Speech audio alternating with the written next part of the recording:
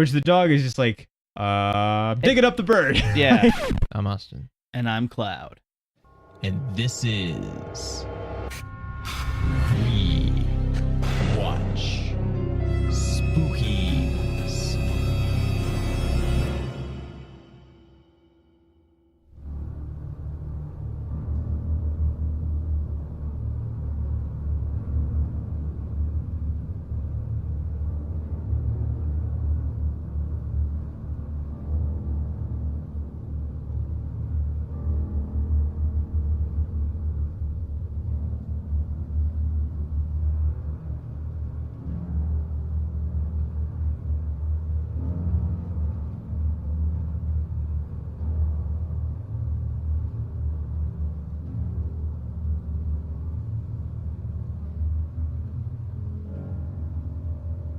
What? I think that's the wrong piece of music. That's not the one I meant. There was like a hit that I was waiting for, and it wasn't where I thought it was. So.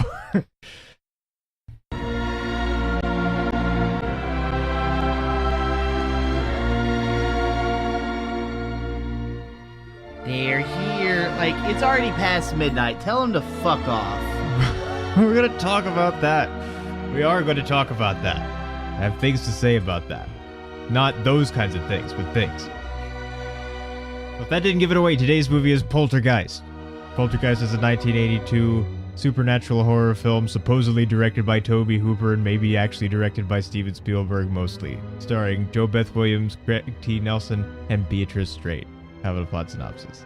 A realtor who is building houses on this newly acquired plot of land through various phases. I believe they're on phase 4 now. Their house was built on phase 1. These phases. Yeah, the TV is kept on, and at midnight after it plays the anthem, it goes to static, and that's when the ghost people talk to the youngest daughter. It makes no sense.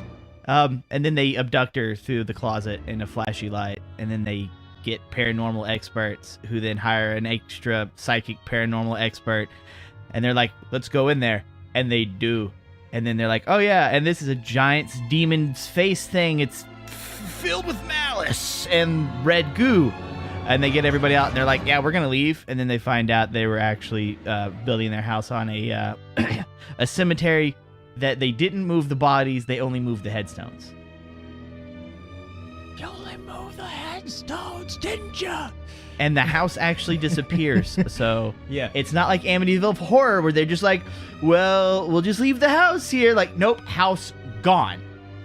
No longer existing. Cool skeletons, though. I mean, technically, they do actually leave before the house disappears, so they don't necessarily know. No. Their intention is, we're abandoning the house. Now, they have moved most of the stuff out of the house already on the van moving company that it is in every movie ever for like 40 years, the Atlas Vans Lines company. It already left. They were just staying in the house for like the last night with maybe the mattresses. They weren't even sure. And so there wasn't supposed to be much stuff in the house. It seemed like, why didn't you pack the clown already? But or actually maybe leave the clown in the house, because why do you have it to start with? It's not even a cutesy looking clown. Like, no, this thing is horrifying to look at. I don't care if it's the 80s. The thing is horrifying. It's not like it's cute and it turns evil or something. No, this thing, it does. Well, yeah. It turns more evil. It's always malicious looking. Like, even holy when shit, it's normal. man. That thing is terrifying. But, like, why stay in the house that extra? Like, oh, if the kids just get tired, just let them sleep. I'll get them when I get home from the office. Like, one, you're acting like you're leaving in the morning. Like, when they're moving, like, it's still, like, morning hours. So he's gone all day. Yeah. And nothing happens all day. And then, like, the sun sets, and then she's going to take a bath. And then that's when shit hits the fan. And he's not home. Take a bath. And it's like, oh, I'm going to be home early. Like, what is late then? My Lord. And then it's like, why are you even staying in the house? Holy shit. Like, all that your wife. Clean now. Your wife. No, I don't care. I mean, it's not, but. I don't care. Like, you just leave. Go. I don't care what the short lady with the child voice who's a psychic and does all the crazy shit. I don't care. No, I'm going. And they're like, no, we'll just let the kids fall asleep in the exact same room that, like, the one I was abducted in, and then, like, the tree fucking just comes to life and reaches through the window and tries to eat him. I can't believe that the kids actually do. Yeah. Because, really?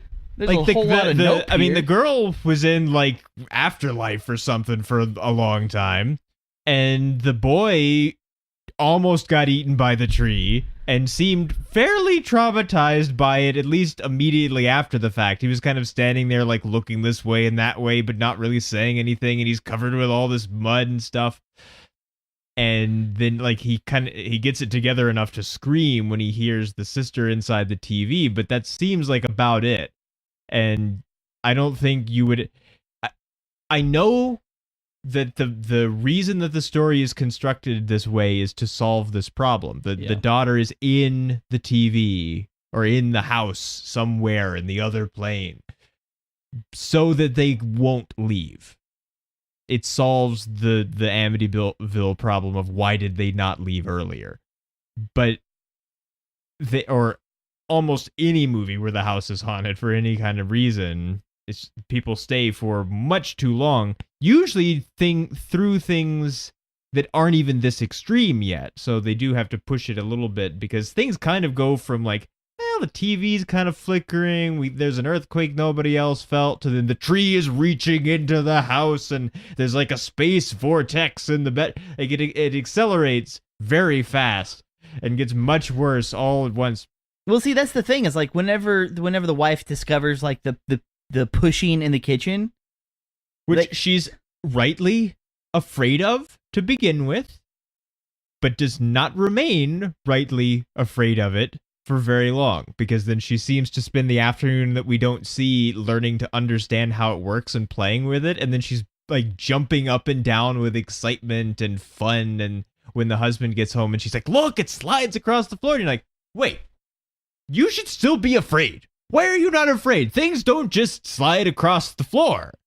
And they've never slid across the floor before, so which is the thing that does bother me a little bit is, so they moved the headstones but not the bodies. Yeah. But that was 5 years ago. Like he says the daughter was born in the house. I don't think it means literally in the house. People just say that. But like they lived in the house they moved into for her entire life. She's 5 years old. They tell the discount Ghostbusters. And very discount. They're very well, I mean, they're not really, because they're basically the same as the actual Ghostbusters for the first like 15 minutes of that movie. They're just like, they're in the parapsychology department, which is just the psychology department with part of it scratched over and added onto, in the basement of the college, and they get a little money, but people don't really pay any attention to them, and it's kind of disgraceful, but they're still around. And people come to them when they have problems, and they're always excited, and they're like, look, it's a thing, and we sat and watched this thing move across the floor for like 18 hours. And so they really kind of are the Ghostbusters at the beginning of Ghostbusters. They're just all three serious instead of having a Peter in there. They're all three Ray and Egon. But she confirms with them that she's 5. He doesn't actually say it. I think he must have given her like documents or something. Yeah. It almost seems like they're police at first. It's hard to tell what they are, and then you realize what's going on in a minute or two in the scene. But so she's 5. The house and all the other houses have been there for 5 years. Why were the spirits only angry now? Yeah. Like, what happened? There's that, and I know, like, a horror story, there can be no explanation. I know, like, I keep coming back to that, but that's kind of a load of shit, though. Sometimes it is. Because that's the thing. It's like it's one thing if there's like mysterious origins and like the beginning of it can't be explained. Things just happen, but we know the beginning. Yeah, the beginning is the houses were built onto a cemetery where they seemingly just theirs. where they just left the bodies. Must have been a tiny and so it's cemetery. like, okay, well, that's the starting point. Is we know there was a cemetery, houses were built on top of it. There's your starting point, and that's what kind of skews it. Now it'd be different if they were like, they just finished phase 2, and people started moving into the houses of phase 1. And because he was working with, it'd be something where like It'd still have to be a year or something. Yeah, but see, small things could happen that nobody noticed. And Maybe. now that they're bigger things, people would notice them, and not a whole bunch of people were living there the first year. Could have solved it if there was, if the beginning, if we had like hints of other, or maybe not in the beginning, but people start to remember like, oh, I remember this other weird thing that happened some period of time ago, like, and anchor it to the original mistake. Yeah. Like, it's not 5 years, maybe it's 2 or 3. The daughter being born while they lived in the house would be unnecessary. She just kind of existed before the house, like family. She just moved. Well, I did wonder if that isn't more deliberate phrasing than I was giving it credit for. If maybe she was literally born in the house, and so that's why the spirits talk to her, because there's some like birth and death yin yang thing. There's no, but like they don't lean on that at all. They don't tell us that. But I don't know if the thing is, all of this is solved if this had been the movie that it was going to be initially, which was a darker, more frightening sequel to Close Encounters. Spielberg was he didn't have an idea really, he had an idea kind of after the fact, because the studio for Close Encounters said, we want to make another Close Encounters. He said, I don't want to make another Close Encounters. And then he thought about it and realized, well, I didn't want to make another Jaws, and so they made another Jaws without me there. And look at what happened. So if it's going to happen, I guess I better come up with something, and it might as well be me, so I don't just let the studio screw it up on their own. Yeah.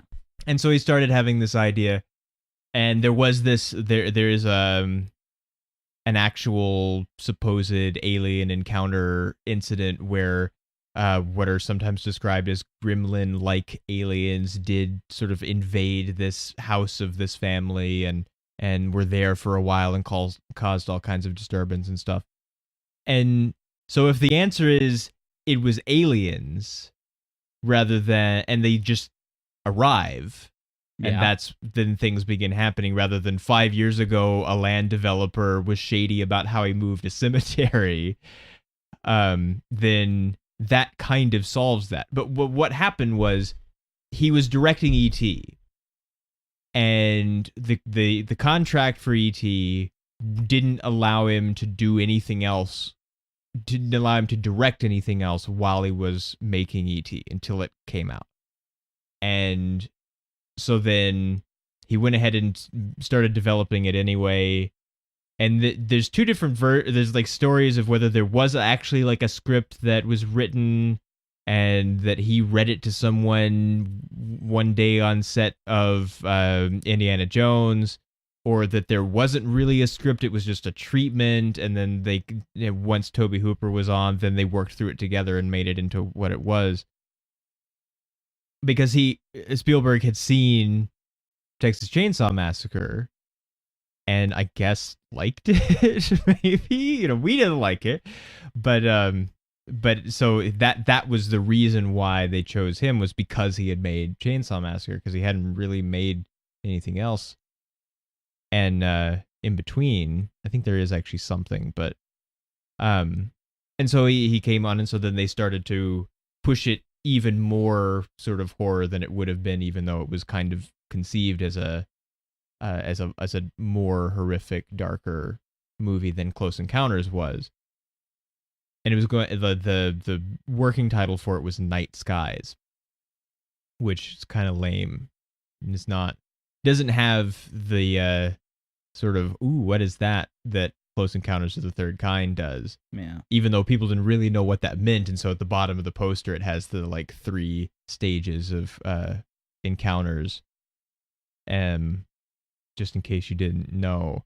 But then even once so he couldn't actually direct it, couldn't say that he was directing it, he couldn't be credited with directing it. but he was there almost every day when they were shooting. And according to at least some people, not everyone, because there are other people that say, "Oh no, Toby was directing," but other people say Spielberg was there all the time, which he was. We know that was true, and that he would suggest things about how the shot should be or what should happen in the scene, or he would talk to the actors or something. And there was enough of this kind of stuff coming from some of the members of the crew and some of the cast that the Directors Guild actually investigated it to see whether it was actually a real thing, and if he had directed something and Hooper was getting unfair credit, or if Spielberg was doing something wrong by infringing on Hooper's directing. And they didn't actually find that there was enough that they could prove that it would that it would change what it said was directed. But if you look at it, there are things that seem very Toby Hooper. Sudden cuts from happy things to the scary tree that are jarring and shocking in the way that they're presented, and that are just, I mean, I didn't say that they were effective in that. They're not. That they're just like, boom, thing that was scary, that was totally not what you were looking at before. Or and that not weird, scary. that Just, weird, ugh. the cut from they're in the kitchen and she's like, look at the chairs, and he's like, I'm not gonna slide across the floor. No, like something's wrong here. And then there's this. It's not just a cut. It almost looks like you missed a couple of frames of film, or like there was a skip in the film or a skip in the DVD. If that's the way you're watching it, there's not. It's the way it's supposed to be. There's no time missing.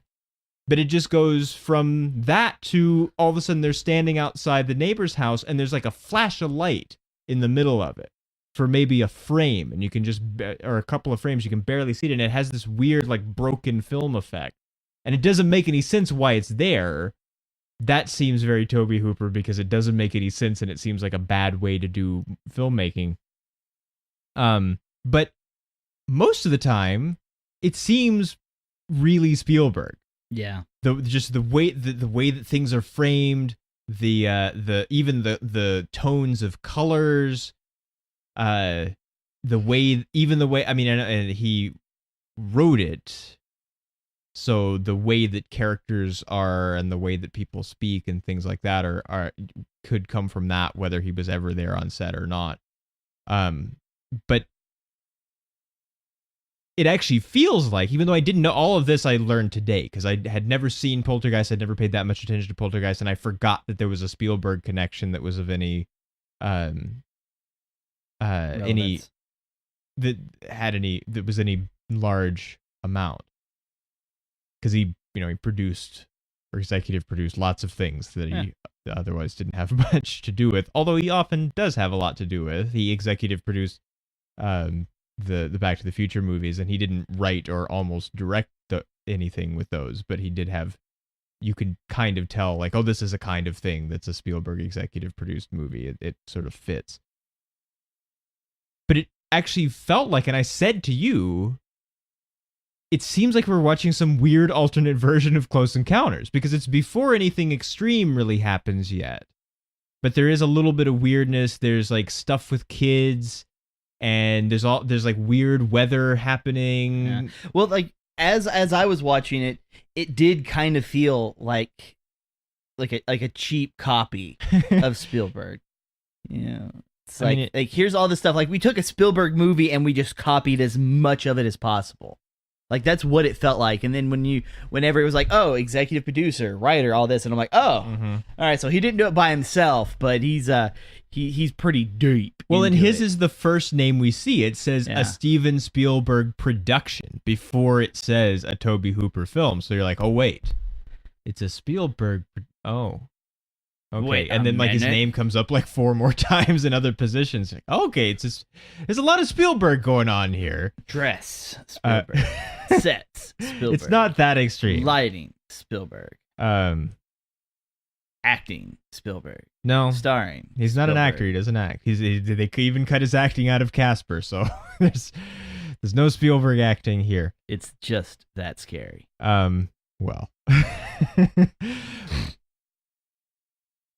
But so, in a way, whether we, even if we were to think like, oh, look, Toby Hooper can direct a movie, because we're only really coming at least right now from Chainsaw Massacre and this, because this is the only double up that we have this month anyway. We were going to have one other one, and then we cut it out for something else.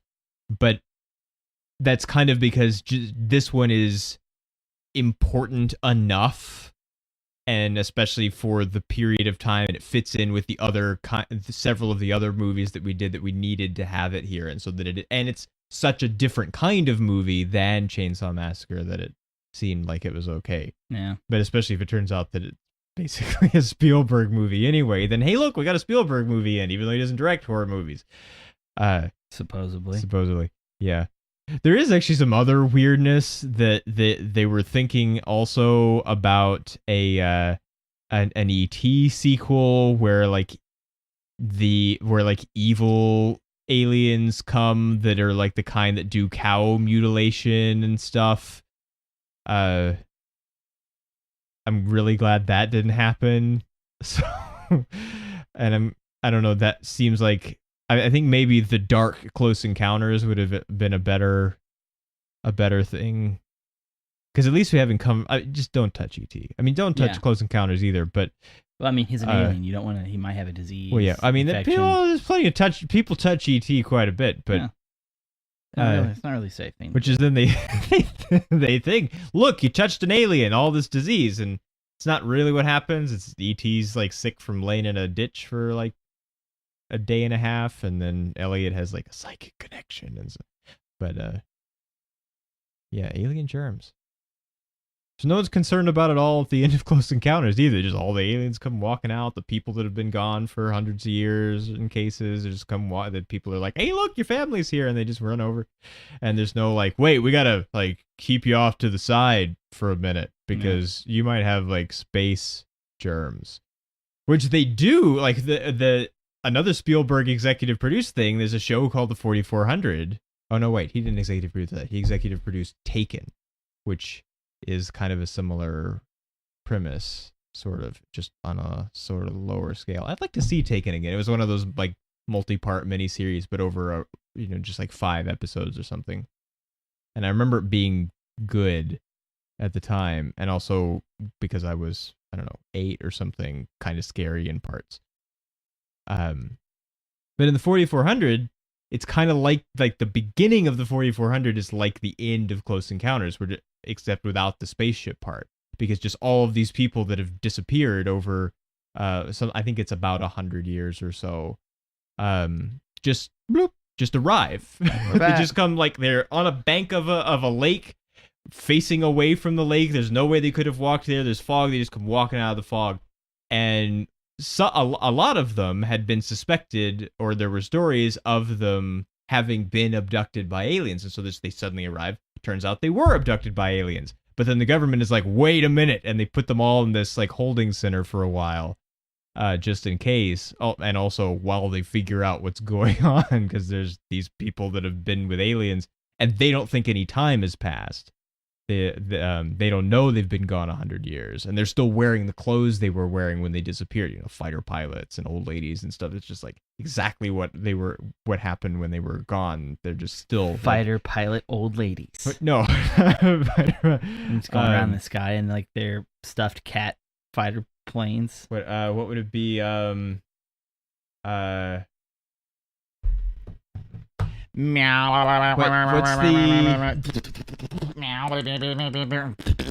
What's the show with the 4 old ladies that has Betty White on it? What's the name of the show? Golden Girls, yeah. It's like Golden Girls Returned. Well, I was trying to think of a time. Like, Golden Aces isn't that distinctive. You don't know it's about fighter pilots. I don't know. Old lady fighter pilots. Now, when it comes to like Close Encounter of the Third Kind, I'd say like my favorite edit is when the ship opens up, and normally you would see the aliens, but instead it's the Big Lebowski. It's my favorite one. He's just there, and he like kind of stumbles down. No. Wait, is it the Big Lebowski Yeah. or it's the dude? Like Lebowski, the dude. Well, the dude is not the Big Lebowski, though. That's the whole point, is that the Big Lebowski is the businessman guy, and he's just the dude. She told us you were good for it, Lebowski. Where's the money, Lebowski? Let me check one more time. I think it's down there. So, he's not the Big Lebowski. He's the other Lebowski. El Tutorino. I just want to know why the ghost spirit thingies bent that spoon and fork. Like, they cleaned the dishes off the table. I don't know where the dishes are at. Yeah, I don't know. But it's like, are they all on the other side now? Yeah, like, or like why they bend the fork and spoon? It seems like a dick move. Like, Well, you got like Billy the Kid over here not wanting to eat some cereal. I don't even know why he had a fork and a spoon in his. because he had a waffle too. Oh, he had a waffle. He gave it to the dog. I thought the daughter, But- the oldest daughter, the teenage one. I thought she gave it to the dog. She's like, I'm not eating that. No. Okay. Because the we come into the scene under the table. He hands the dog. Yeah, he's the closest one. Yeah. The waffle, and then the teenager doesn't have a waffle yet. The mom comes over and is like, "Have a waffle," and she's like, "I'm not gonna eat a waffle." So she didn't even have a waffle to give to the dog yet. Why would you not want to eat a waffle? Which is a big stack of waffles for not that many people, and who seem to only get one each. Well, it's kind of. I know it's hard to make just a couple of waffles, but see that's the thing. That's the thing is like she doesn't have one of those huge like this is a circular waffle press, and it makes one waffle that you could kind of fold in half and then fold in half again, and then you'd have like 4 triangle pieces. Like no, she's got the smaller. I'm talking about a Belgian waffle. Yeah, like she's got the smaller, like everything's square shaped. And you could fundamentally make 4 waffles at a time. I'm not sure. They look a little bigger than that. I think she just has like a 2 waffle job. I don't know. Because the 4 waffle jobs, like they're a little bit smaller, but the 2 ones are, I think they look like double waffle maker waffles. Yeah, like how many waffles did she plan to eat? So I don't know. Because the dad's not home. No, well, and no, he's not home. He already. Or no, he is home. No, he left. He left before they went to school. Yeah, but isn't that when he's like tying his tie for a really long time while he's on the phone, or is that a different day? That was a different day. Okay. No, because the thing was like he shows up and then he leaves through the door that's in the kitchen, and that's when they're eating breakfast because the oldest daughter has to go to school first, and then that's when the boy's complaining, and he's got to go to school next, because they got to catch the bus. And it actually kind of seems late in the morning to be going, like, hurrying off to school. Yeah. Because, like, school starts... There's already so much sun. Like, yeah. So much sun. Because, like, I'll go to work early in the morning. It's dark. And it's dark. And, like, that's when people are going to school. Especially on the bus because, like, the bus starts early and you have to make it to school in time for school. And school starts early. And so there's not much sun by the time you catch the bus, if there's any at all. There was a lot of sun and there was a lot of waffles. It is. It's I don't have that's a lot of waffles, and pancakes and waffles are different and don't even get the same kind of batter, so I'm not going to play the pancakes one. And why is okay, so the mom does a lot of stupid things. She does a lot of stupid things. She's not the only one. She's not, but I would say it's one of these things where it's like, we got to write a story. So we want stuff to happen, which is now a trope. And who's going to do it? We're going to have the wife do it. And just having some rational thinking, it makes the wife seem stupid. And I know I harp on this kind of stuff a lot, but like I stop liking the wife, the mom, whatever you want to call her, because they have to write her doing these really stupid things. Like, she knows her daughter is gone and she can't get her back yet, and she knows they won't let her into the room, but she's like, honey, and opens the room and it's screaming at her. She should know better. Opening that door isn't going to magically make her daughter appear, especially because they're already in the process of trying to find a way. It's not like that the period of who knows how much time is weeks of having this I thought it flu. was just like a few days because it was just enough for him to look very tired. But then the boss guy is like, we haven't seen you in weeks. So it's been weeks. Yeah. And so like this is happening, and it's like it's been going on for weeks. We don't go in there anymore. You don't go in there anymore. You should have learned by now because of the weeks. Uh-huh. And then they finally start getting some help, and that's whenever we have to actually see her kind of do this breakdown for a second, where she opens the door, it screams at her, and then she starts crying. Like, you should have hardened up enough at this point. Now, if you had done it before you had went and tried to get help, that would be different. But yeah, I'm not sure that I like the time skip, because we don't get the time skip in Amityville. no, it's like everything is like day by day by day by day. And things kind of escalate. Yeah. And which then things do escalate here. Like the thing, there's like little things, and then they escalate suddenly, and then they seem to go away, and then they escalate again. And so there just seems to be this odd, calm period of weeks where nothing happens. Well, we don't even know if it's calm. It's just weeks have just went by. I mean, they're just living in the house. Yeah, like, well, that's the thing is, I mean, he could go to work. I guess he's in could. shock or depression or something from losing the daughter. But he doesn't seem to be doing anything to get her back. Because even before he goes to not the Ghostbusters, he hasn't been to the police. No, he hasn't been to the news. He hasn't even told the neighbors. The closest they ever got to telling the neighbors was when the chairs were moving around, and they go over and say, "Have you got anything like move around in your house?" And he's like, "No." And then they just never talk to anyone again, because they go back over to the house, and he says, "We're not telling anyone about this now. Like, we're keeping this in the house, in the family." The scene where they go over, and it's like they're high. And they're like all giggly and everything. I hate that scene. I hate it so much. much. So dumb. It doesn't benefit the movie. It just makes and it's out of character. Yeah, it makes them look like they're dumb. I mean, it makes the neighbors.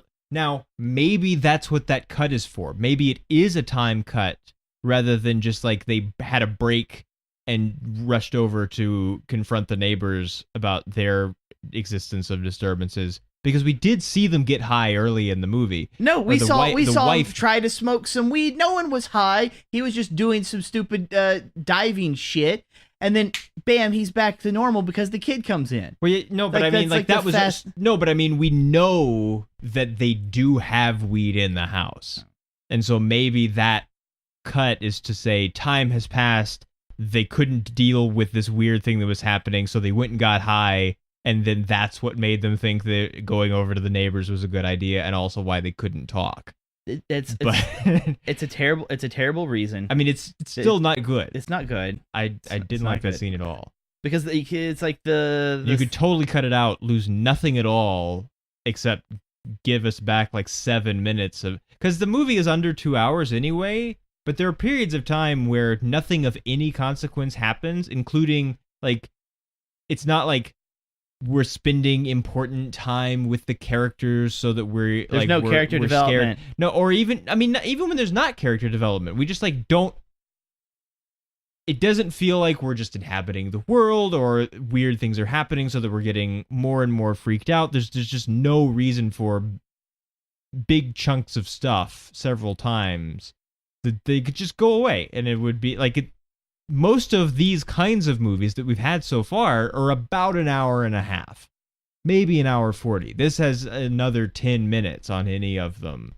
And so it's not, or 15 minutes.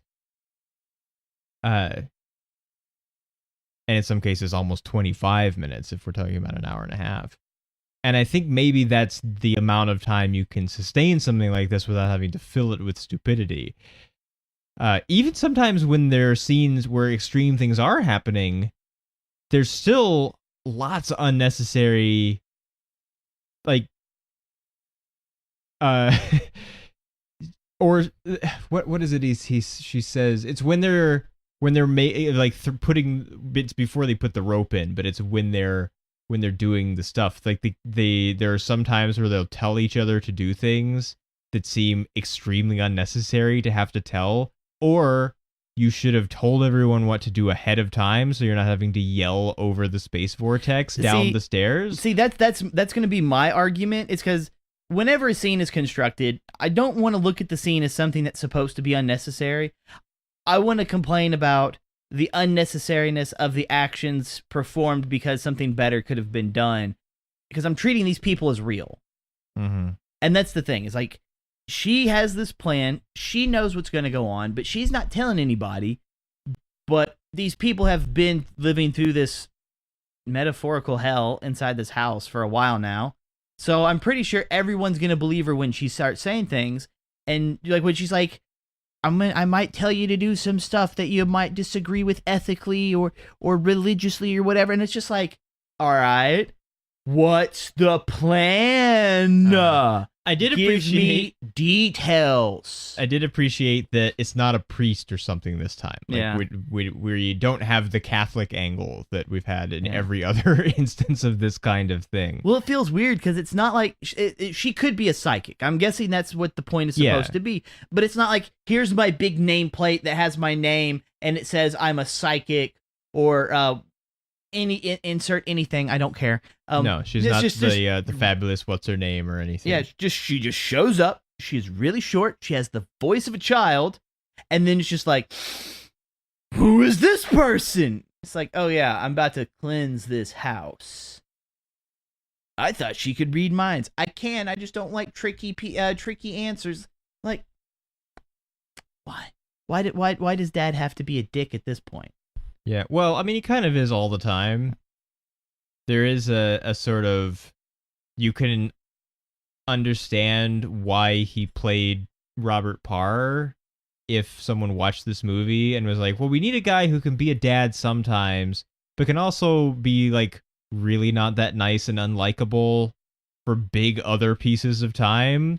And so, because that's what he is here. Like, there's a couple of moments where he is like, this is not like Bill Pullman is a dad for the entire time he's on screen.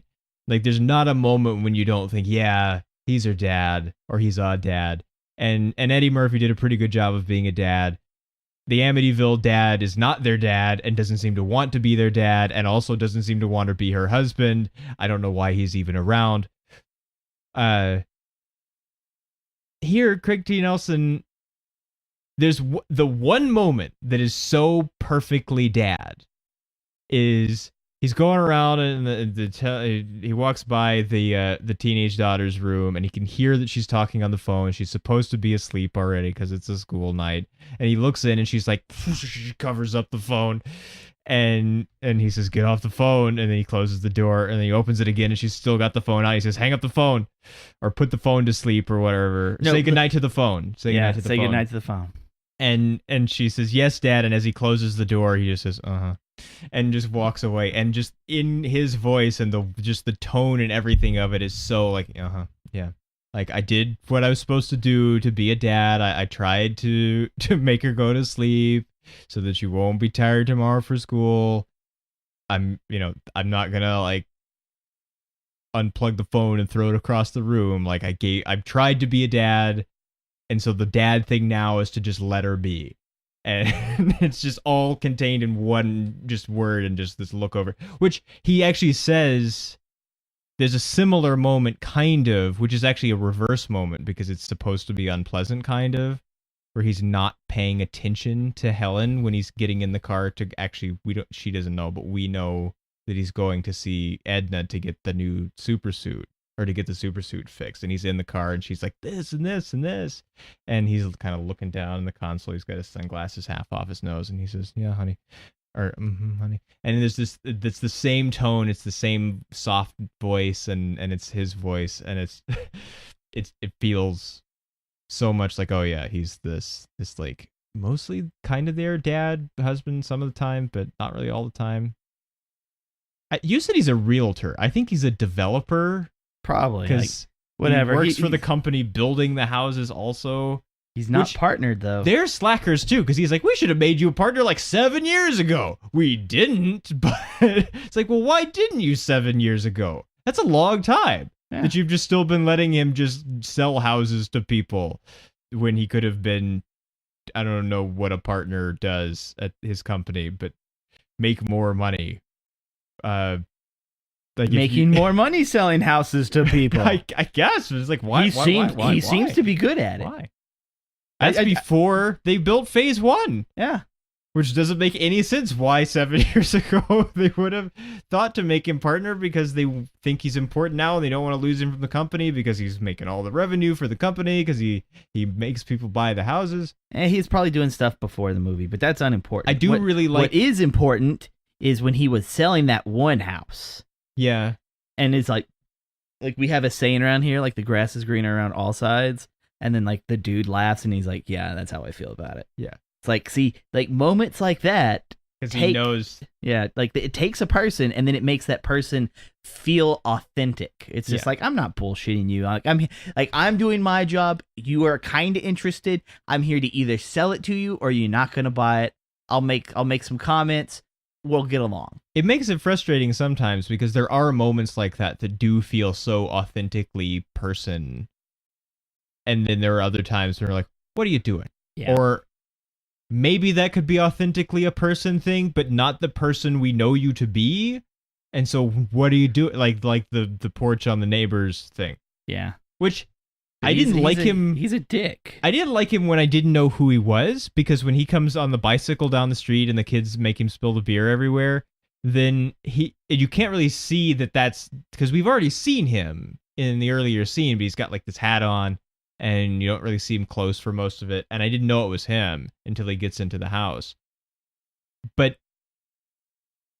he just like, he just runs into the house with just like a beer just spraying everywhere. Yeah. Like, now there's beer and like there's beer on the friends. There's beer on the carpet. There's beer all through the house. It's just like all you had to do is just like pull that one off. And then like pick it up, pull it off, leave it outside. Or open it. Well, it's still going to like leak. Yeah, but you can drink it. Yeah, but he left many other cans of beer on the ground outside, because I understand he's hurrying to try to get back to the football game before something important happens, which... You should have beer before the game starts because you're a responsible adult who knows the game's going to happen because it's kind of timed. It's not like, oh, guys, surprise football game. Like, no, we know it's going to be on this day. We know what teams, we know what time. Buy your beer ahead of time. Don't be stupid. On at the same time as Mr. Rogers, which I don't remember Mr. Rogers ever airing at the same time when it could have been on opposite football. Yeah. But the thing also is, that's another scene that I hate, is the fighting with the neighbor with the remote scene. Because I understand, like, they're both just being like that and they're going to fight because they're dudes and they have a stake in this. But all he has to do, if he just wants to put all that aside and watch the football, is let the guy change it to Mr. Rogers and then walk up to the TV and change it back instead of using the remote. Yeah.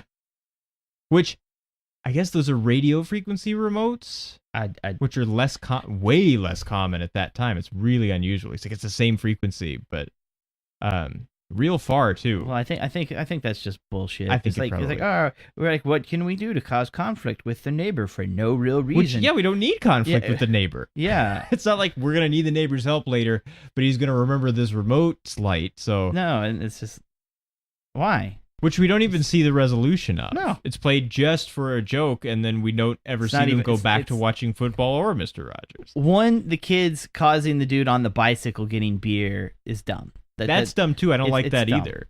Yeah, it'd be okay. So establishing the neighborhood is fine.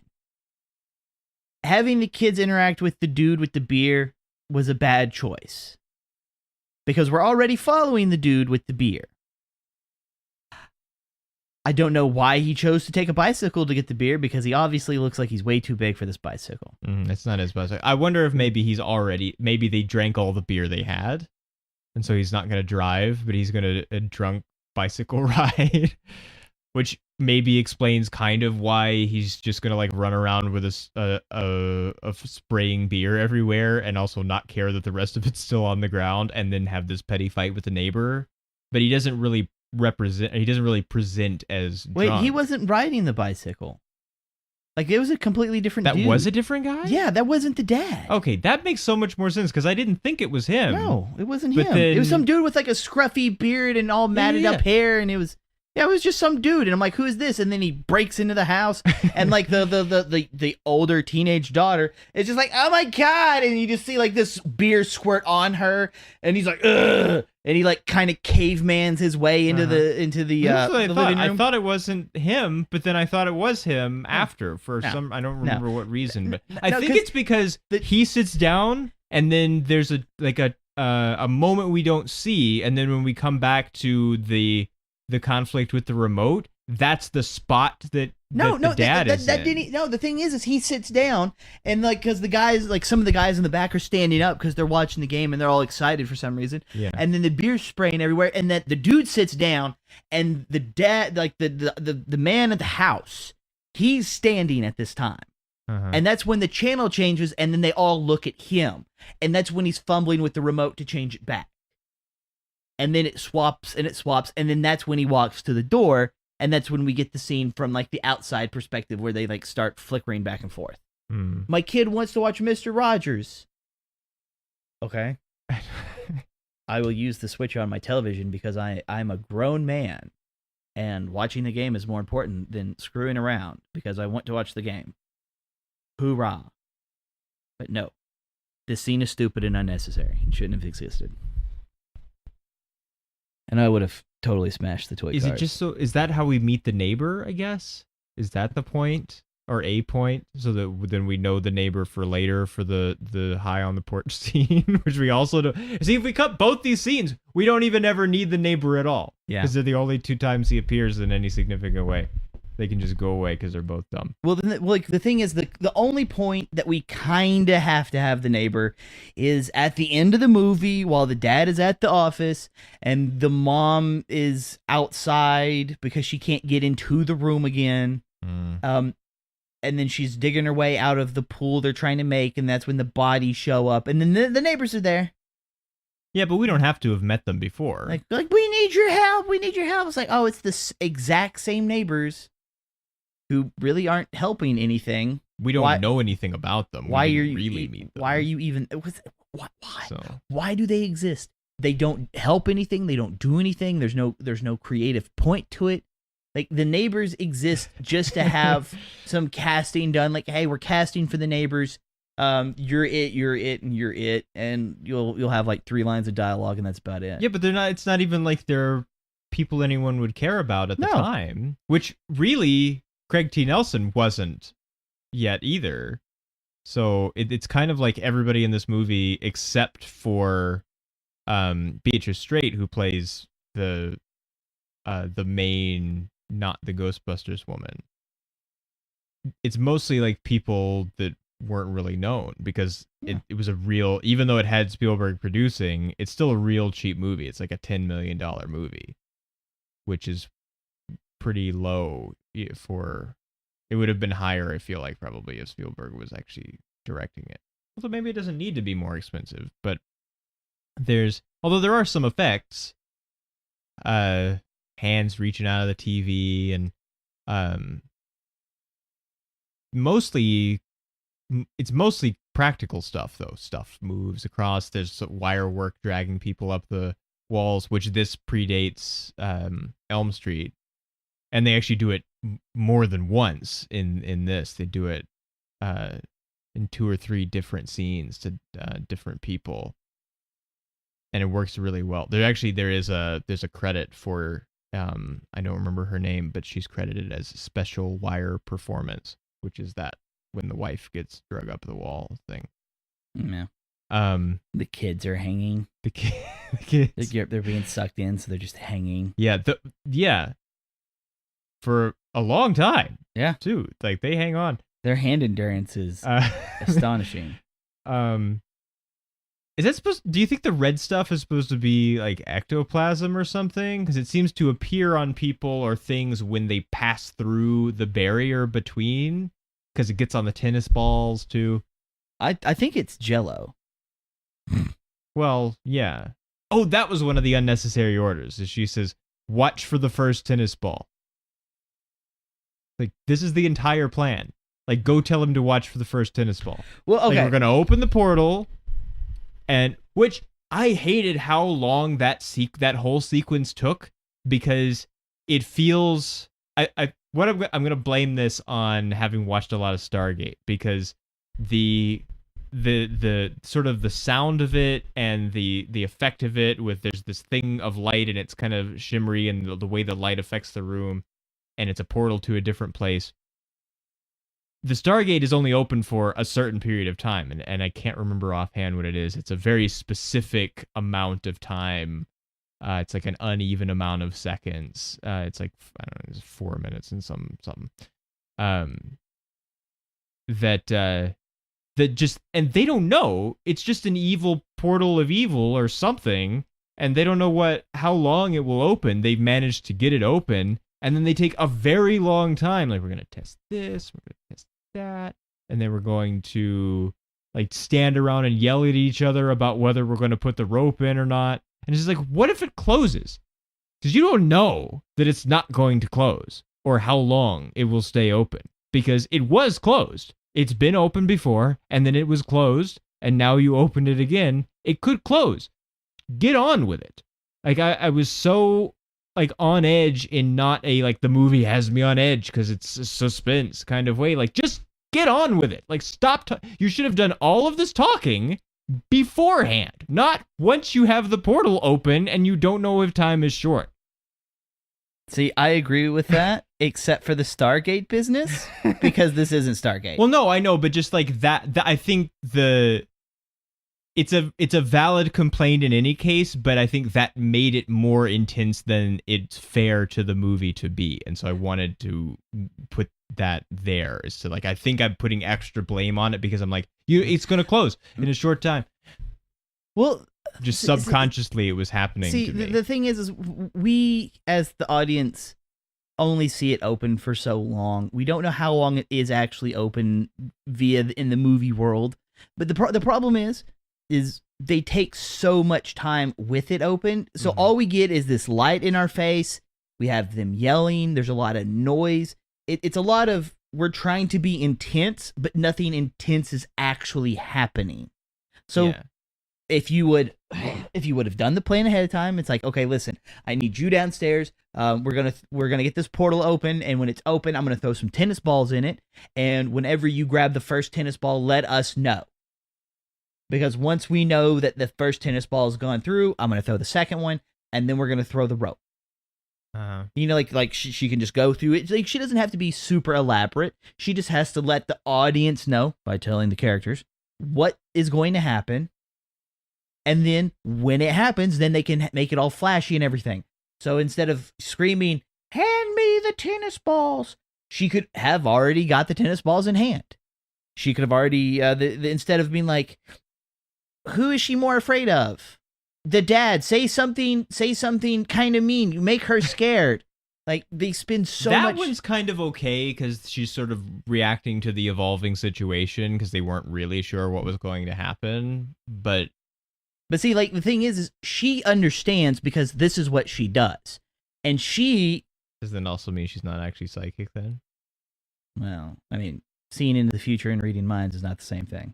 Well, it's not the future. Yeah. She makes them say it. Yeah. But the thing is, it's like, she can kind of expect, the children. Like, she knows, like, okay, this is the kind of stuff that's got to happen. Whenever you need to do it, this is what you need to do, Mom. This is what you need to do, Dad, because this will help open the portal. And once we get the portal open, we can get the kid. Like, there's just so much cluster and unnecessariness in the collection of these mini scenes. So it's like, you could have taken what was roughly, 15, 20 minutes and break it down into only like 10 or 12. And you would have gotten everything that you've needed. All the bullshit's cut out. You still get the same results. You still get the same effects. The closest thing that would have still been, because you didn't need the huge, like, oh, we're going to be doing this for 6 minutes before the dad starts to panic because he can't do what he's told after I told him just to do it. And now, demon face thingy. Like, all right, Dad, what if you're the cause of the house still being haunted-ish, poltergeisty at the end when you're gone because you couldn't do what you were told, so it kind of pulled itself out? Who knows? But you were told to do this, and you didn't do this, and you're lucky that your wife and daughter escaped. Mm. I mean, I don't think that's what it is, because they didn't know what the cause was when they thought they had made it clean. He finds that out from the boss guy after. Yeah. So it doesn't seem like anything is going to change it, because there's still the cemetery there. Although, it seems like it would have been worse if they had moved the graves. Like, they didn't disturb the graves. They just moved the markers on the graves, which could happen for incidental reasons anyway, and happens commonly in old cemeteries that have been there super long, that just a lot of the stones just aren't there because of whether they got knocked over or they got moved when something happened and didn't get put back in the right spot or something. Yeah. And that doesn't seem like there's no stone over this grave means now a haunting has to occur. And the whole, like, it's on the land of the cemetery doesn't really seem like that should make any difference, because the cemetery is on the land of the cemetery, and like nobody haunts the like the gravedigger shack or anything. So it doesn't I don't really understand the why of it. The other thing that they try to do with like having lots of light flash and stuff is they don't do it later, which is what makes it annoying. Is that they have this like strobe kind of thing happening when a TV on just a static channel is on in a dark room, which doesn't happen. It's not just when it's in a dark room. It's whenever the spirits are talking thing. It happens before though. Well, yeah, that's what causes the daughter to come down. But also, it's happening, and the dad doesn't think anything of that. He's not like, this is not what happens when the TV is on normally. And then it happens as soon as the channel goes off the air when they're asleep. Mm-hmm. All right, so that's not what happens with TVs that are like, it's just a light. Like the static is not large enough. It's not a big enough change that it's going to make it be light and dark alternately like a strobe. A TV screen doesn't strobe. Well, like that is why it's static and not a strobe. But the thing that kills me, and I hate this, and if I'm at someone's house and they do this, like I will purposely wake them up because I hate it so much. But it's like, I'm going to lay on the couch or sit in this chair, and I'm just going to watch TV until I sleep when I should be in bed because I have work in the morning or I have school in the morning. Like, no, like be a responsible adult. When it is time to go to bed, turn the shit off, go to bed. And like, I don't even know why they have the TV on when the kids are in their room. They're not watching. Because the first time he was in the living room, he fell asleep in front of the TV. Or he's in a chair. Anyway, he's in a chair. He's sitting in, and it's like, and we know it's already past midnight. Turn the shit off. Go to bed. But they've taken the kids to bed because it's the night of the storm. The kids are. That's one of the kind of funny moments that does sort of work, is that they put the kids to bed again after the storm is going on. And then we just cut to them in bed with the kids, and we just know it didn't work. It's not just that we cut to it; it's we cut to it with like this outrageously loud thunder, like lightning, and then it's immediate thunder, and that thunder is the cut, and then we see him in bed. So it's like because he's just spent this whole time saying like, "Oh no, it's moving off. Like you can count like this way, and then you can tell it's getting further away." And then it's like, "Nope, didn't get further away. Still here." But see, and then at that point, why is the TV? I don't know, because nobody should be watching the TV. No, they should be in bed with the children. And the thing is, like, we know the daughter wants the light on. You just turn you could just turn your closet light on. Do not turn on the TV. Well, I don't think the TV counts. Also, the sound is on because the sound is on. And then the thing is, the TV uses more electricity than the light bulb that's in your closet. And the closet doesn't strobe. And the closet doesn't strobe. If it does strobe, there's a problem. and two, it's not going to make noise. No. Like everything that's going on here is stupid. Is stupid. You could be avoiding situations by not being stupid. But that's what ends up happening. It's like when the mom goes to flush the bird. Why are you flushing a bird? I don't know. Well, see, I'm so glad she gets caught because what she's doing is a terrible parenting thing. Yes. That you don't keep it from the kid. Like at some point, the kid is going to experience something dying. And it's better that it's Tweety than Grandma the Yes. first time, because then it gets them used to being able to, because you're going to, just as a human, people and things that you know are going to die, and you will have to deal with it, and it's not nice, and it's not happy, and it's not easy, but you have to. There's no way out of it, and so you have to learn. What's and it's the dog's better name? to learn with something that doesn't really matter that much. What's the dog's name? I don't remember. Yeah, well, it's better it being a bird or a goldfish. It's better the bird than the dog, yeah. Yeah. But it's still better the dog than Grandma. Yeah. But it's not. Oh no, he's gonna be so sad. Yes, that's the point. Which the dog is just like, digging up the bird. Yeah. it's Like no they- time at all. Like just barely even finished praying. Yeah. And the thing, okay, so like the box they use is a cigar box, and it's the exact same box that they have their weed in. I don't think it's the exact same box. It's the I don't think same- it's the same Like, box. I how think many they boxes have of these multiple cigars boxes. are you getting, brah? But it's like I think that's funny because I'm pretty sure like for the movie like they're just recycling a prop so they don't need two. But yeah, like that was pretty good. Like the bird doesn't like the way the box smells. Like birds, they don't really smell that good.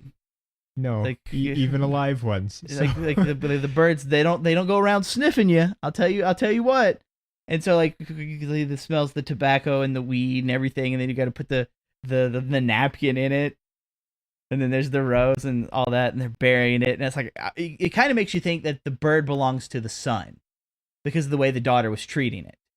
But then it's like, can I have a goldfish now? So it's like I'm thinking the bird belonged to the boy. And now that the bird's gone, she wants a fish. And then, of course, she gets a fish, and then she overfeeds it, so it's probably going to die pretty soon, too. Yeah, she just And way then, over. like, and then, She's just then like, they can flush the fish, though. Just keeps shaking in more and more food. It's like, stop it! And also, Take the food away from the kid. she's not alone in the room. No. one is stopping her. Yeah. So like that cut is the same as the kids are in bed one, where it's just like, can I get a goldfish? And she's like, no, and then Boom. goldfish bowl. Yeah. And so, which I don't like because I want to be really not as harsh as this is going to sound about this, because I understand she's a little girl. She doesn't deserve to go to like the other side or whatever prematurely, but she's a brat and the parents are not helping. And I don't care that much about her any of the time when she is actually alive. And then the only reason I care about her when she's on the other side is that I understand that it would be very difficult as a parent to have lost your kid in any way, and especially this really, really strange way. But I don't care about it for her specifically. Yeah, okay, that's she's better. Not 'cause- nice, and she's not, and the parents are not helping. So, Well, I'm going to need you to give me some details, because other than I'm talking to a television... And then she is, yeah. And then I'm gonna kind of fight with my brother at the dinner table, at breakfast, which is fine. Yeah. It's kids. And then throwing stuff at each other. and then I'm gonna grab my mom's bra from the back and scare her, which that's some hella reach, I tell you what. And then I'm gonna be sitting on the cabinet while the ghost rearrange the chairs. Like, she doesn't really do anything other than be obnoxious. Yeah, It's she like- is obnoxious, but well, the thing it's again, this is because it's like the third or fourth time we've had. I think it's the third time this month that we've had the daughter or the kid talks to the spirits first. Yeah. And is just okay, and it's not like this is early and it's like, no, this is after. This is 82. Mhm. Everything else happened in the 70s. There's no excuse for this in like you're. It's not like, oh, we didn't know, or nobody had done this before. It's the first time. It's just old now. People had done this before, and it bothered me those times too. Yeah. It was never okay, and she's just okay, which would be okay, maybe, if it wasn't for that she seems so easily scared all the rest of the time. She has to have the light on in the closet. She's afraid of the thunderstorm, although not as much as the sun is, and she's not afraid of that creepy clown thing she has. Yeah. But then it's just like people talking to her out of the TV, and she's just like, "Oh yeah, it's all right." Well, see, that's the thing that kind of gets me is like, if it wasn't out of the TV, I think that'd be fine. Like, let's say she was just hearing voices or something because she's the center of importance, so she has extrasensory for whatever reason. Yeah. Like, I would find that to be more okay that If she it's can The just Shining or something. yeah, then she fine. can just hear them. But it being like the TV as a catalyst, like that's kind of weak. Like, that's just, we need to have something where we can set up a scene. We're going to use the light from the TV. It's going to be ominous and weird because she's talking to a TV. And I'm like, yeah, and it's also kind of dumb. Because, see, now I'm more worried about this girl, not concerned for this girl, because she's fucking talking to a TV. That is static and is not making any sounds. Yeah, which also the parents don't freak out enough over. Yeah. Well, it's like they talk about that sleepwalking bit. And I'm They like, do, well, yeah. one, she wasn't sleepwalking. She was talking to a TV. Yeah. Okay? Not the same thing. And she didn't seem to be asleep. No. Which I know sometimes people don't seem to be asleep, but she didn't seem to be asleep, and she didn't seem to not know that it happened. So Well, then there's that. usually They're sleepwalking, you don't really here. remember. Yeah, we have to talk about that. Who's here, honey? Like, don't ask the next morning. Ask right then. Like, some crazy shit happened. There's an earthquake. You got, like, a weird hole in your wall. Like, there's no crack on the wall. It's just a hole. Just a big circular hole. Where the bed is at, probably 4 feet up. It's very obvious when it's there. Whenever they go back into the room, and the dog's like on the bed, just Yeah. barking at it, and then just does like a stand. Yeah. Yeah, and it's just like, Which, what is this? I guess, is it like the dog can hear because like dog ear frequencies or something? I don't know, maybe. Because it's not like the TV's not even on. No. But the They're Here is a really iconic, not just horror movie, but movie moment in general. And there's all kinds of like takeoffs on it. The beginning of Space Jam, they change it to, or no, they actually just do it. They do it straight out. They don't actually even change it. Like the ship comes over the baseball game, and so it's in all kinds of other things referentially, and everybody knows it, and people say it. But I think it's better. I think it's better in isolation than it is in context. And I don't think that it's just because we've heard it so much now, and so just having it in the context doesn't play the same way, because that normally doesn't happen to me anyway. That's things that we have arguments with Kenny about. But something about the way she says it seems to need things that haven't happened to be there for the way she says it to make sense. Yeah. Because she says it as if we knew that they were coming and we were waiting for them to arrive, And now they and are now here. they have. That's the inflection of it and the tone of it. And there is none of that before. We don't know. She's the only one that knows there is a they. Now, we've seen her talk to the TV before that, and some things have happened. Yeah, but we also it can't- seems like it only they're- happened once, and we don't know what was said But also, because they never even ask about it. they've already been here, kind of, because weird stuff's already happened. So Well, that they're already here. We're living on top of them. Well, yeah. Which also, that's not, I don't think, what she means. I don't think she has like I don't a even think flash of knowing that, oh, the bodies are under the ground. There's not dead people in the backyard. There's dead people in the whole yard and under the house and over there and over there. It's In just the pool. Yeah, which that was something else. That seems like such a missed opportunity to have like a trigger mechanism that isn't there, that makes the 5 years doesn't make sense go away, is that they excavate the pool, and that's deeper than they dug for the foundation of the houses, so they never disturbed the graves before, and then they did. And so that's why now the spirits are angry, because they disturbed the burial in Well, a the way thing that they is, didn't before. Even with that, with them digging it, they didn't run into anything. That's what I mean. They didn't, and that's why it's dumb, or why it's a missed opportunity. Because if they had dug up a coffin, then I guess they would have known. It would have spoiled the surprise. But then, because it's not there, it just, that could have acted as a triggering mechanism and doesn't make any sense that they don't manage to hit one. Because if it is a cemetery, they're, usually they're fairly spaced fairly close together, because Well, it no, already takes up a lot of see, land what anyway. what you could have done is, instead of them running into a coffin, they could have just ran into a body by itself. Like, they buried the body, but it wasn't inside of a coffin.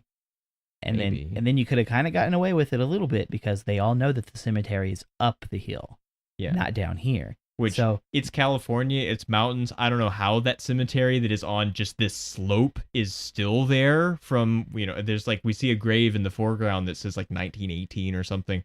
So I don't know how that hasn't just slid down to where phase 1 is well before now. Because that's what seems to happen to things on the sides of mountains in California. And so it's like, and it could have just been a body with no coffin. So like they would have like, oh, this is odd, blah, blah, blah. That could have led into trying to find out. Because like whenever the boss man shows up and he's like, we haven't seen you for weeks. And he takes him up the hill and they're talking about all this stuff. And you don't really realize he's talking about building the houses on the cemetery because we don't see a cemetery yet.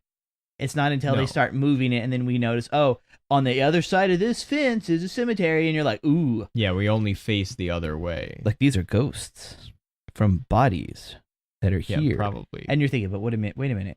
So are they disturbing the bodies because of proximity? And then it's like, oh no, they are building it on top of them. Oh, why did it take 5 years? And then we just continue the cycle that led to the beginning of this episode. It's unnecessary. They waited 5 years to build a pool. Maybe he just needed to save up the money for it. Pools are expensive. So, yeah. Well. All right, so I got a few things left here. Okay, so the first one is just kind of a comment I wanted to make, because they told whenever they had the investigators there, they told them that they don't go into the room, and they kind of show them like, yeah, we don't go into the room. Crazy shit happens in the room. But they never said anything about happening continuously in the room. But they never said anything about don't go into the kitchen, which I think is kind of interesting because they already kind of avoid the kitchen, but they didn't tell these people. So in the middle of the night, when the dude is drawing and not paying any attention to the things going on around him because he's terrible at his job. Yeah, which I didn't like because he was really enthusiastic about it before. He seemed to be really into this like hunt and ghost thing, and then... Well, he could be doing the exact same thing that he wanted to do. It's just do it while you're facing the TV screens so you can see anything that happens with like in your peripherals. And not be wearing the headphones. Well, I mean, you could still wear the headphones. Like, you don't hear light. You see light. So if he wanted to listen... We hear it, though. Yeah, well, that's movie sound effects. We don't know that. I don't fault him for it. But it's like, the thing is, like, when the light comes out of the bedroom, it's a shit ton of light. Yeah, in a dark house. Exactly. And so, like, how he didn't even notice that is kind of astonishing, since he's almost facing that direction to begin with. And so the other dude who did go into the kitchen and is freaking out because he's seeing illusions that these ghost thingies are showing him about like a steak all coming apart and the chicken wing or turkey leg or whatever having like maggots on it and then his face rotting off and all this like creepy stuff. Mm-hmm. And then what was he planning to do with that? Was he going to cook a steak? Like, because it was a raw steak. It's on, on like a piece of butcher paper in the refrigerator. Yeah, I don't know. And he could just he's like, I'm going to go get something to eat. And he just goes in and starts digging through the refrigerator, gets this piece of meat out and goes to walk across the kitchen. And it's like, you're not just going to eat a piece of meat. It's got to be something more readily eatable in the refrigerator than just a big steak. Also, is it okay for you to eat the steak? I mean, at this point, no one's stopping him, but I guess it was just one of those scenes where I'm just like, what, seriously, what is this? Like, all right, he's in the kitchen. Now, see, creepy shit happens when you're in the kitchen. They should have told him, but they didn't. And then it didn't pan out to be anything past that because light people. Well, and he did, light people, which is odd. Well, he went up the stairs into trying to go into the room earlier, and that's when he got attacked. Yeah. So that's before. Well, no, but I mean, just like the light people itself is kind of a peaceful thing that happens. And did it look like they had halos?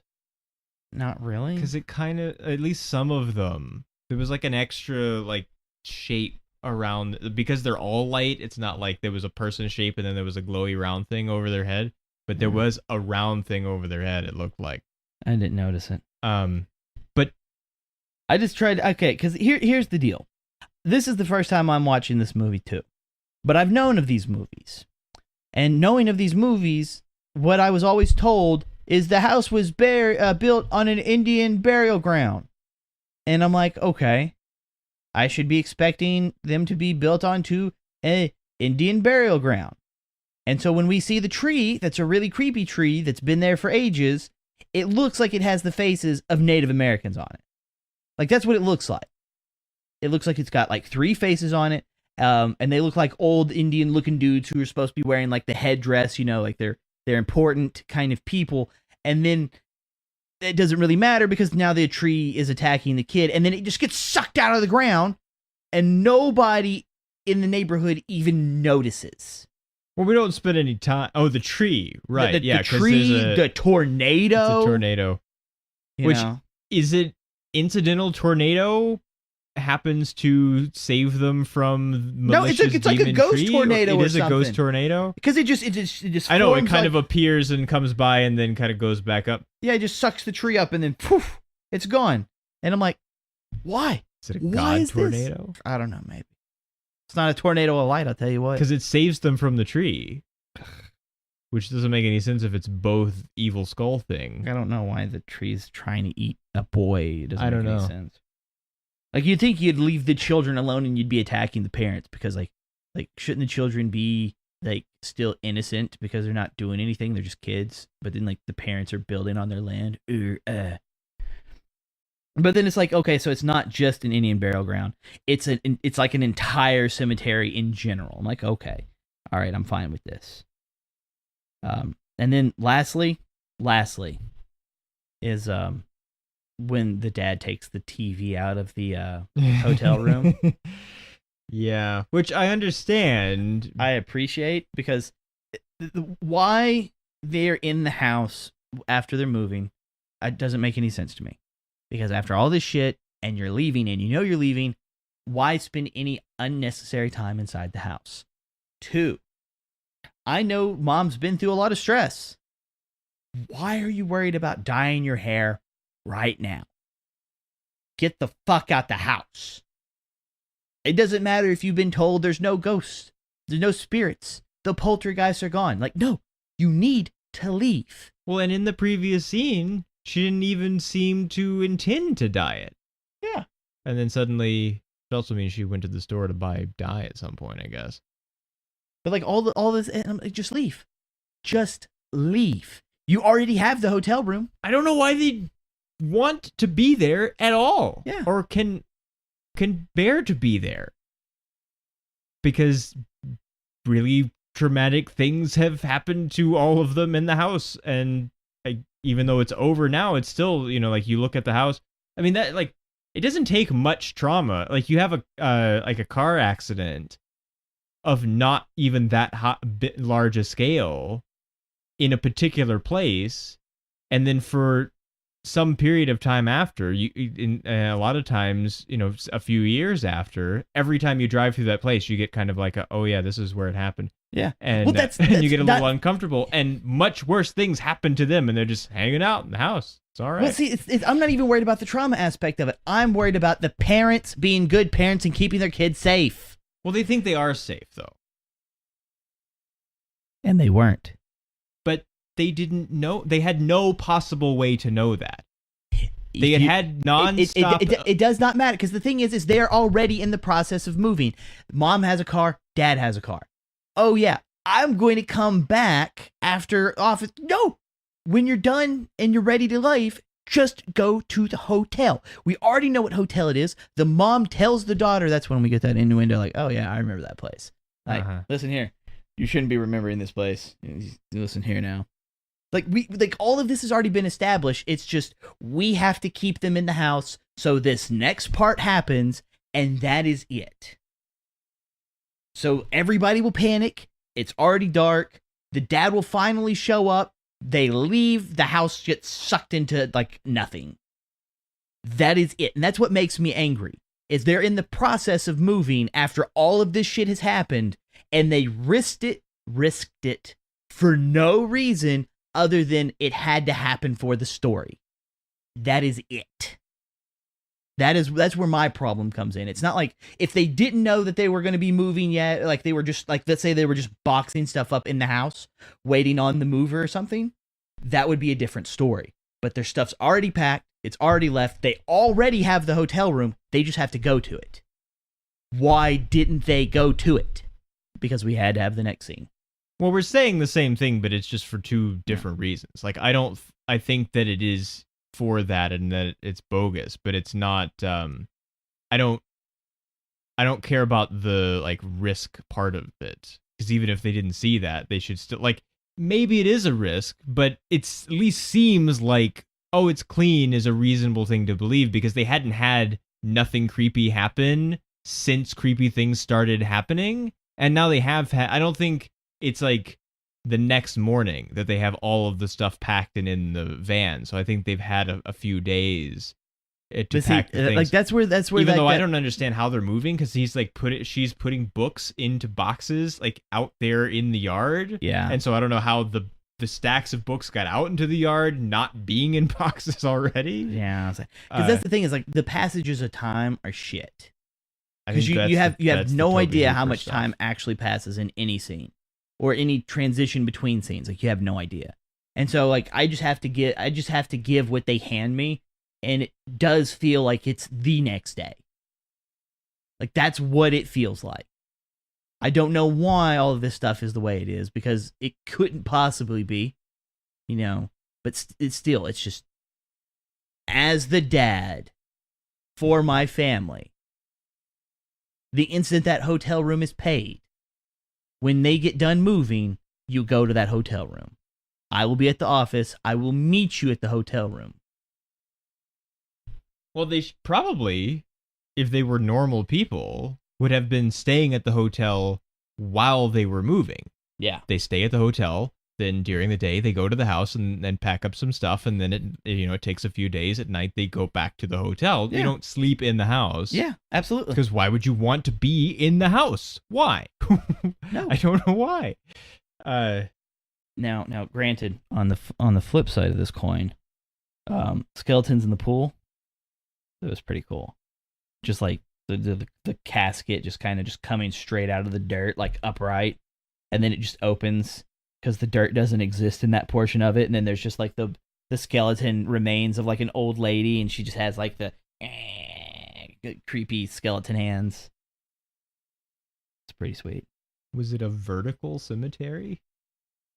Because they all just yeah, they just all straight up just they all straight up just came out of the grave. Yeah.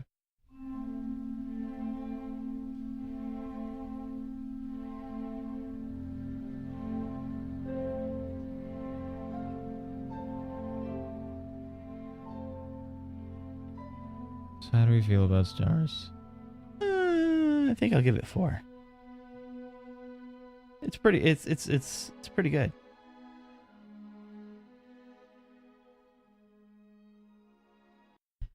I don't know. It's pretty good. Like it's just a little bit more than I would. Like I can't give it 3. I can't give it 3. I think maybe I can, but I'm not sure yet. It's because I don't really care for the family itself. I mean, like, I'm going to give props to the boy. Like, I think he's kind of a wuss for being scared of a storm. But at the same time, like, he beat the shit out of that clown doll. Like, it attacked him. Like, it straight up was like, he's like checking under his bed. I'm like, bro, no, don't do that. Don't do that. And then it's just like, he leans back up and it's right behind him and it just grabs him. And then they're yelling and screaming. And then he goes all Mortal Kombat on that shit and just like rips the clown doll up. So I'm like, all right, like, I got to give this kid some credit. You were almost eaten by a tree. I don't know if you're still scared by thunder at this point because, you just lived through hell.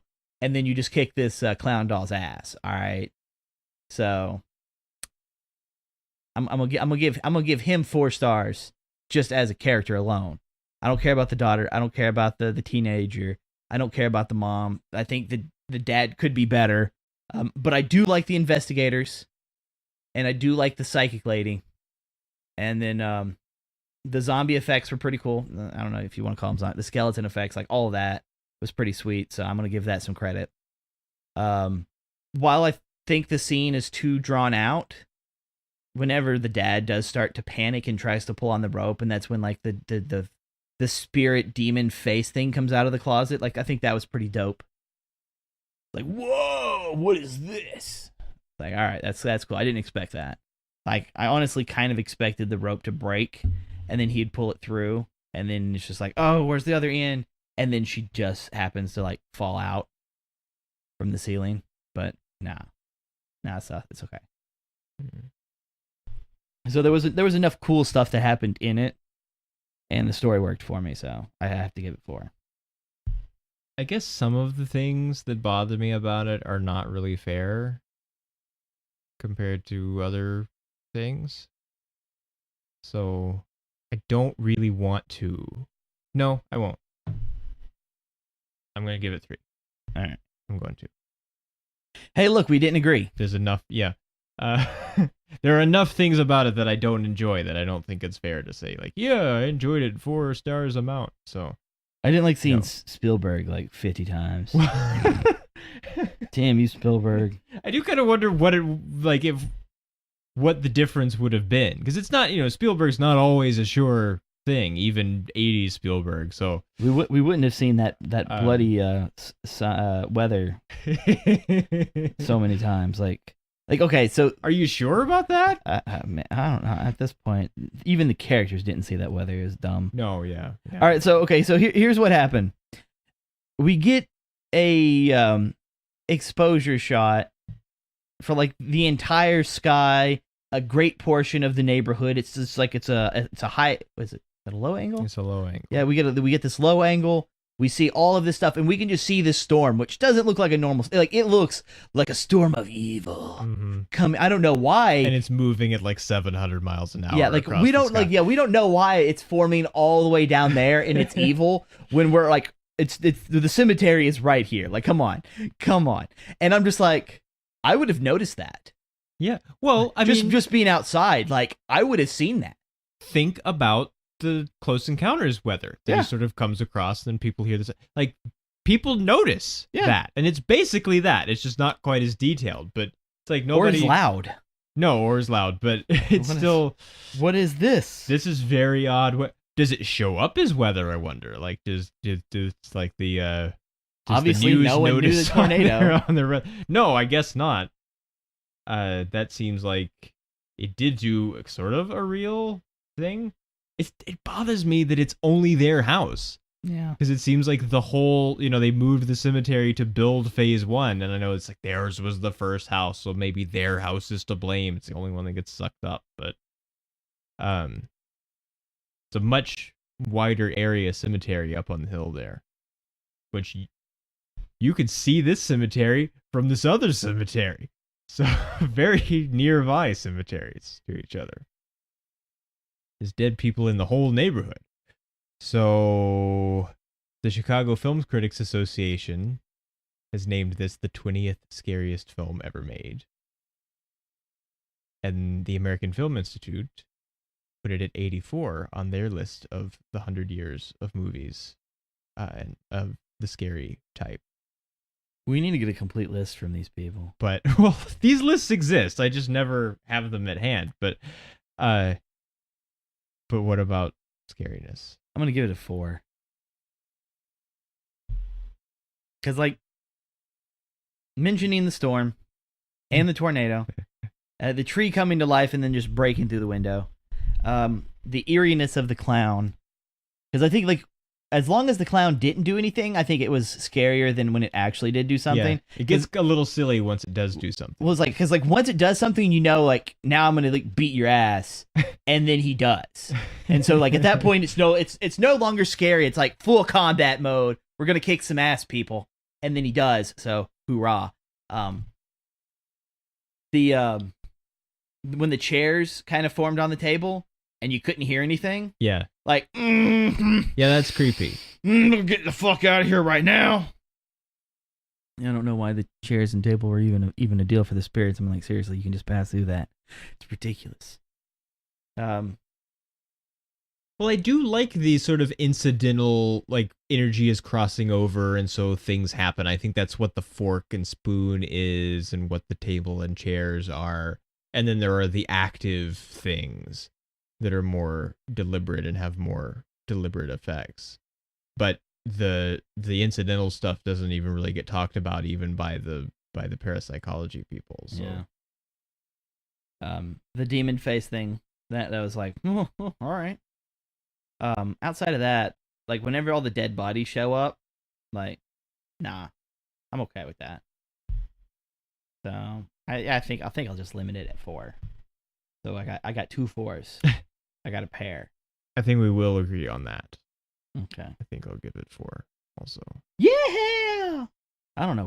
We really need to get these lists from these people. I want to compare some of this stuff.